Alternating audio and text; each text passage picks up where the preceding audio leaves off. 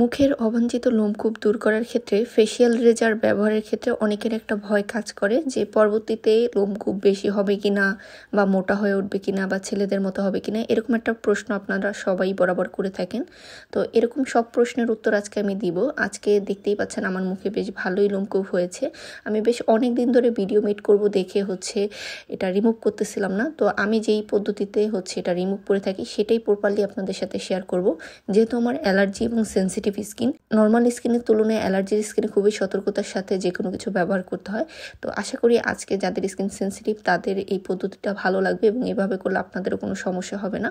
প্রথমেই আমি ত্বকে জেল লাগিয়ে নিলাম, আর আমার পছন্দের অ্যালোভেরা জেল, যে কোনো ময়শ্চারাইজার টাইপ জেল দিয়ে নিলে ভালো হয়। এবং জেল দিলে আপনার এই লোমকূপগুলো রিমুভ করতে সহজ হয় এবং কেটে যাওয়া বা স্কিনে প্রবলেম হওয়া বা স্কিন চুলকানো এই টাইপের সমস্যা হয় না। আর ফেসিয়াল রেজারটা সবসময় একটু বাঁকা সাইড করে নিতে হবে, মানে সোজাসুজি ব্যবহার করা যাবে না। আমি অল্প একটু দেখাচ্ছি, এরপর আমি অফ ক্যামেরায় করে নিয়েছি, কারণ সম্পূর্ণ মুখে রিমুভ করতে বেশ অনেকটা সময় লাগে। এই যে দেখুন কি সুন্দরভাবে লোমকূপগুলো চলে আসছে। আর এই রেজারগুলো কিন্তু আপনি যদি পরিষ্কার করে রাখেন, মোটামুটি অনেকবার ব্যবহার করতে পারবেন। একটা দিয়ে সুন্দর মতো পরিষ্কার করে রাখতে হবে। এরপর আমি একটা ভিজা তুলি দিয়ে আমার মুখের যে লোমকূপগুলো আছে ওগুলো সুন্দর মতো পরিষ্কার করে নিচ্ছি। এরপর আমি ফেস ওয়াশ ব্যবহার করব, আমার পছন্দের ওয়াটারমেলন ফেস ওয়াশ। এটা উইন্টারের জন্য বেস্ট একটা ফেস ওয়াশ, বিশেষ করে যাদের ড্রাই স্কিন তাদের জন্য। ত্বকের ময়লাগুলো খুব সুন্দর মতো ক্লিন করে ফেলে, পাশাপাশি স্কিনটা খুবই স্মুথ লাগে। এবং এটা কিন্তু অলরেডি অনেক কাপড় ইউজ করতেছেন। সো কী ব্যবহার করতেছেন অবশ্যই আমাকে জানাবেন যদি ভিডিও দেখে থাকেন। তো ফেস ওয়াশ দিয়ে নর্মালি 1 মিনিটের মতো একটু মাসাজ করে ভালো মতো ফোমিং করে ধুয়ে ফেললে ভালো হয়।